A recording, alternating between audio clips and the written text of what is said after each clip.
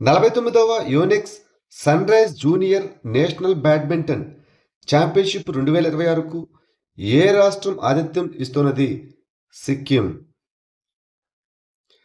49వ Yonex sunrise junior national badminton championship 2026 అనగా under 19 వ్యక్తిగత మరియు టీముకు సిక్కిం ఆతిథ్య రాష్ట్రంగా ఎంపికైంది. ఈ ఛాంపియన్షిప్ 2026 నవంబర్ 14 నుంచి 21 వరకు జరగనుంది. ఈ టోర్నమెంటును బ్యాడ్మింటన్ అసోసియేషన్ ఆఫ్ ఇండియా ఆధ్వర్యంలో నిర్వహిస్తున్నారు.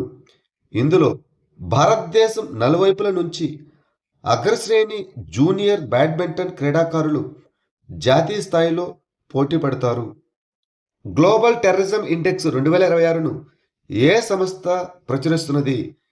Institute for economics and peace IEP. Global terrorism index 2026ను సిడ్నీ కేంద్రంగా పనిచేసే థింక్ ట్యాంక్ అయిన institute for economics and peace ప్రచురించింది. ఇది 163 దేశాలను కవర్ చేస్తుంది. అత్యధికంగా ప్రభావితమైన 10 దేశాల్లో 6 దేశాలు ఉన్న సబ్ సహారా ఆఫ్రికా ఇప్పటికీ ప్రధాన కేంద్రంగా ఉంది. ఇక పాకిస్తాన్ మొదటిసారిగా 1వ స్థానంలో నిలవగా భారతదేశం 13వ స్థానంలో నిలిచింది. ఎన్డిఎఫ్ఈబి అనగా neodymium iron boron rare earth శాశ్వత అయస్కాంతాల తయారీ కోసం ఒక పైలట్ ప్లాంట్ ఏ నగరంలో స్థాపించబడింది? హైదరాబాద్. విజ్ఞాన మరియు సాంకేతిక శాఖ ఆధ్వర్యంలో హైదరాబాద్లోని అంతర్జాతీయ అధునాతన పౌడర్ మెటలర్జీ మరియు నూతన పదార్థాల పరిశోధన కేంద్రంలో ఎన్డిఎఫ్ఈబి అనగా neodymium iron boron rare earth శాశ్వత అయస్కాంతాల తయారీ కోసం ఒక పైలట్ ప్లాంట్ను ఏర్పాటు చేశారు. ఈ ఎన్డిఎఫ్ఈబి అయస్కాంతాలు ఎలక్ట్రిక్ వాహనాలు, పునరుత్పాదక ఇంధన వ్యవస్థలు, ఎలక్ట్రానిక్స్ మరియు అధునాతన తయారీ సాంకేతికతలో ఉపయోగించే కీలకమైన భాగాలు. భారతదేశపు మొట్టమొదటి ఎల్పిజి ఏటీఎం ఎక్కడ ప్రారంభించబడింది? గురుగ్రామ్, హర్యానా. పెట్రోలియం మరియు సహజ వాయువు మంత్రిత్వ శాఖ ఆధ్వర్యంలోని భారత పెట్రోలియం కార్పొరేషన్ లిమిటెడ్ హర్యానాలోని గురుగ్రామ్లో భారతదేశం మొట్టమొదటి ద్రవీకృత పెట్రోలియం గ్యాస్ అనగా ఎల్పిజి ఏటీఎంను ప్రారంభించింది. ఇది Bharat gas Insta LPG pilot ప్రాజెక్టులో ఒక భాగం. ముఖ్యంగా సరఫరా అంతరాయాల సమయంలో పట్టణ ప్రాంతాల్లో ఆటోమేటెడ్ 24/7 ఎల్పిజి పంపిణీని అందించడమే దీని యొక్క లక్ష్యం. లిపులేక్ పాస్ ఏ రాష్ట్రంలో ఉంది? ఇది 7 సంవత్సరాల తర్వాత భారత్ చైనా వాణిజ్యం పునఃప్రారంభం కానుంది. ఉత్తరాఖండ్. 2020లో కోవిడ్-19 మహమ్మారి సమయంలో ప్రారంభమైన 7 ఏళ్ల నిలిపివేతకు ముగింపు పలుకుతూ 2026 జూన్లో లిపులేక్ కనుమ అనగా పాస్ ద్వారా చైనాతో సరిహద్దు వాణిజ్యాన్ని పునఃప్రారంభించాలన్న భారతదేశ నిర్ణయం ఒక ముఖ్యమైన దౌత్య ఆర్థిక పరిణామంగా నిలుస్తుంది. ఉత్తరాఖండ్లో ఉన్న ఈ చారిత్రాత్మక వాణిజ్య మార్గం చాలా కాలంగా స్థానిక జీవనోపాధికి మద్దతుగా నిలుస్తోంది.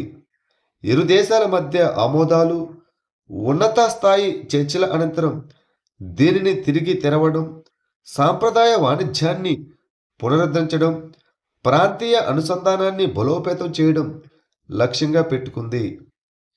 పౌర విమానయాన మంత్రిత్వ శాఖ స్థిర విమాన ఛార్జీలను అందించడానికి ప్రారంభించిన పథకం పేరు ఏమిటి? Fare se Fursat one route one fair.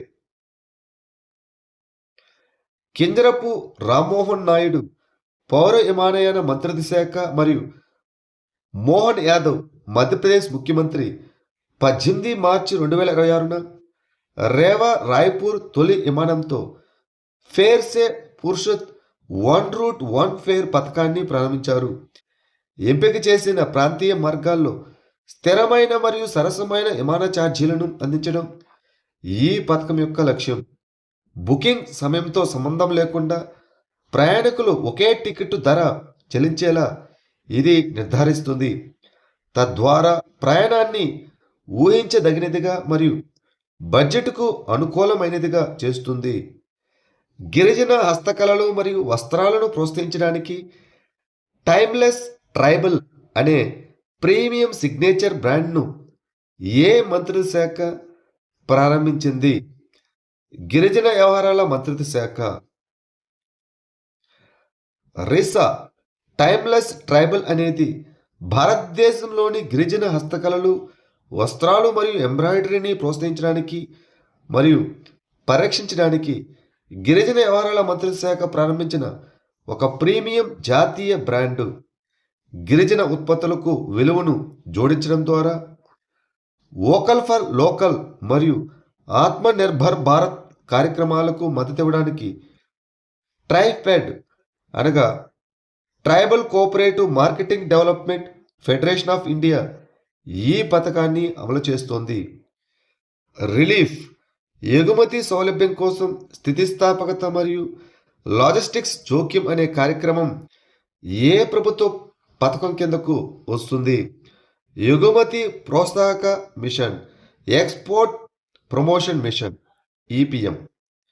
Gulf మరియు విస్తృత పశ్చిమ ఆసియా సముద్ర మార్గంలో అంతరాయాల వల్ల ప్రభావితమైన ఎగుమతిదారులకు మద్దతు ఇవ్వడానికి భారత ప్రభుత్వం ఎగుమతి ప్రోత్సాహక మిషన్ అనగా ఎక్స్పోర్ట్ ప్రమోషన్ మిషన్ కింద రిలీఫ్ అనగా resilience and logistics intervention for export ఫెసిలిటేషన్ను ఆమోదించింది.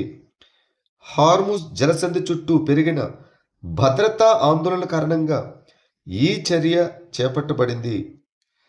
ఇటీవల వార్తలో కనిపించిన డియాగో గార్సియా ఏ జలభాగంలో ఉన్న ఒక పగడపు దీవి? హిందూ మహాసముద్రంలో.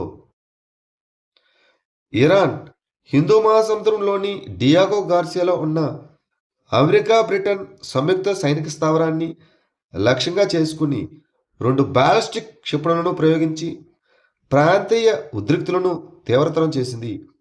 ఈ డియాగో గార్సియా అనేది హిందూ మహాసముద్రం అంతటా కార్యకలాపాల కోసం అమెరికా మరియు యునైటెడ్ కింగ్డమ్ ఉపయోగించే ఒక వ్యూహాత్మకంగా ముఖ్యమైన సైనిక కేంద్రం. ఈ డియాగో గార్సియా మధ్య హిందూ మహాసముద్రంలోని ఒక పగడపు అటాల్ మరియు చాగోస్ ద్వీప సమూహంలో అతిపెద్ద ద్వీపం. ఇది 1965లో మారిషస్ నుంచి విడిపోయిన తర్వాత ఏర్పడిన బ్రిటిష్ ఇండియన్ ఓషన్ టెరిటరీలో భాగం. యోగా 365 ప్రచారాన్ని ఏ మంత్రిత్వ శాఖ ప్రారంభించింది? ఆయుష్ మంత్రిత్వ శాఖ, ద మినిస్ట్రీ ఆఫ్ ఆయుష్. సంవత్సరానికి ఒకసారి చేసే కార్యక్రమంగా కాకుండా యోగాను ఒకరోజు వారి సాధనంగా ప్రోత్సహించడానికి ఆయుష్ మంత్రిత్వ శాఖ యోగా 365 ప్రచారాన్ని ప్రారంభించింది. 2026 అంతర్జాతీయ యోగా దినోత్సవానికి 100 రోజుల కౌంట్ డౌన్ను సూచిస్తూ విజ్ఞాన భవన్లో జరిగిన యోగా మహోత్సవ్ 2026 సందర్భంగా ఈ కార్యక్రమాన్ని ఆవిష్కరించారు. ఆమోదిత నమూనాలు మరియు తయారీదారుల ఆర్డర్ అనగా ఏఎల్ఎంఎం ఫ్రేమ్వర్క్ జాబితాకు నోడల్ అథారిటీ ఏ మంత్రిత్వ శాఖ? నూతన మరియు పునరుత్పాదక ఇంధన మంత్రిత్వ శాఖ. నూతన మరియు పునరుత్పాదక ఇంధన మంత్రిత్వ శాఖ ఆమోదిత నమూనాలు మరియు తయారీదారుల జాబితా ఉత్తర్వు 2019 కింద 1 జూన్ 2028 నుంచి అమల్లోకి వచ్చేలా ఏఎల్ఎంఎం జాబితా 3 అనగా ఇంగాట్లు మరియు వేపర్ల కోసంను ప్రవేశపెట్టింది. ఈ ఏఎల్ఎంఎం అనేది భారతదేశంలో ఉపయోగించే సౌర పరికరాలు దేశీయ తయారీ ప్రమాణాలకు అనుగుణంగా ఉన్నాయని నిర్ధారించే ఒక నాణ్యత మరియు విశ్వసనీయత ఫ్రేమ్వర్క్. ఇక జాబితా 1 అనేది సోలార్ పీవీ మోడల్స్, జాబితా 2 అనేది సోలార్ పీవీ సెల్స్ మరియు జాబితా 3 అనేది ఇంగాట్లు మరియు పేపర్లు. ఇటీవల వార్తల్లో కనిపించిన ప్రోసోపిస్ జూలీ ఫ్లోరా అనగా ఏమిటి? ఇదొక హానికరమైన మొక్క. తమిళనాడు నుంచి ప్రోసోపిస్ జూలీ ఫ్లోరా అనే హానికరమైన జాతిని నిర్మూలించడానికి మద్రాస్ హైకోర్టు 34 ఆదేశాలు జారీ చేసింది. ఈ ప్రోసోపిస్ జూలీ ఫ్లోరా అనేది మెక్సికో, దక్షిణ అమెరికా మరియు కరేబియన్లకు చెందిన ఒక మెస్క్విట్ పొద లేదా చెట్టు. దీనిని బ్రిటిష్ కాలంలో భారతదేశంలో ప్రవేశపెట్టారు. ఇది వివిధ రకాల నేలలకు అనగా ఇసుక నుంచి బంకమట్టి వరకు, లవణీయత నుంచి క్షారత వరకు మరియు విస్తృత వర్షపాత పరిస్థితులకు బాగా అనుకూలించుకునే అత్యంత హానికరమైన జాతి. ఈ మొక్క వేగంగా పెరుగుతూ స్థానిక వృక్ష సంపదతో పోటీపడి దానిని అణిచివేస్తుంది. దీనివల్ల జీవవైవిధ్యం నశించి పచ్చిక భూములు క్షీణిస్తాయి. ఇటీవల వార్తలో కనిపించిన షాహీన్ ఫాల్కన్ యొక్క ఐయుసిఎన్ పరిరక్షణ స్థితి ఏమిటి? ఇది తక్కువ ఆందోళన చెందుతున్నది. షాహీన్ ఫాల్కన్ అనేది పెరెగ్రిన్ ఫాల్కన్కు చెందిన వలస వెళ్ళని ఒక ఉపజాతి. ఇది ప్రధానంగా భారత ఉపఖండంలో కనిపిస్తుంది. ఇది భారతదేశం అంతటా కనిపిస్తుంది మరియు అండమాన్ అండ్ నికోబార్ దీవుల్లో కూడా ఉన్నట్లు నివేదించబడింది. దీనిని international union for conservation of nature అనగా ఐయుసిఎన్ వారు తక్కువ ఆందోళన జాబితాలో చేర్చారు. సర్హుల్ పండుగను ప్రధానంగా ఏ రాష్ట్రంలో జరుపుకుంటారు? జార్ఖండ్. సర్హుల్ అనేది ప్రకృతి ఆరాధనపై కేంద్రీకృతమైన ఒక ప్రధాన ఆదివాసి పండుగ. ఇది సూర్య భూమి కలయికకు మరియు జీవ పునర్జీవనానికి ప్రతీక. ఈ పండుగలో సమ అమ్మవారి నివాసంగా భావించే సాల్ చెట్టును పూజిస్తారు. దీనిని వరాన్, ముండా, సంతాల్, కాడియా మరియు హో వంటి తెగల వారు జరుపుకుంటారు. ఇది ప్రధానంగా జార్ఖండ్ మరియు ఒడిస్సా, పశ్చిమ బెంగాల్, ఛత్తీస్గఢ్లోని కొన్ని ప్రాంతాల్లో పాటిస్తారు. ఇది 3 రోజుల పండుగ. సామూహిక విధితో ముగుస్తుంది. ఆ తర్వాత విత్తనాలు నాటడం, దున్నడం వంటి వ్యవసాయ కార్యకలాపాలు ప్రారంభమవుతాయి. ఇది జీవనోపాధికి ప్రకృతికి మధ్య ఉన్న సంబంధాన్ని తెలియజేస్తుంది. జల్ గంగా సంవర్ధన్ అభియాన్ అనగా జల సంరక్షణ ఉద్యమం 3వ దశను ఏ రాష్ట్ర ప్రభుత్వం ప్రారంభించింది? మధ్యప్రదేశ్. మధ్యప్రదేశ్ ముఖ్యమంత్రి డాక్టర్ మోహన్ యాదవ్ గుడి పడ్వా మరియు భారతీయ నూతన సంవత్సరం రోజున ఇండోర్ నుంచి జల్ గంగా సంవర్ధన్ అభియాన్ అనగా జల సంరక్షణ ఉద్యమం 3వ దశను ప్రారంభించారు. సుమారు 2500 కోట్ల విలువైన జల సంరక్షణ పనులతో ఈ 100 రోజుల ఉద్యమం మార్చి 19 నుంచి జూన్ 30, 2026 వరకు కొనసాగుతుంది. ఈ కార్యక్రమాల్లో నదులు, చెరువులు, బావులు మరియు మెట్ల బావుల పునరుద్ధరణ, 10,000కు పైగా చెక్ డ్యాముల మరమ్మతులు మరియు రాష్ట్ర వ్యాప్తంగా భారీ ఎత్తున మొక్కలు నాటే కార్యక్రమాలు ఉంటాయి.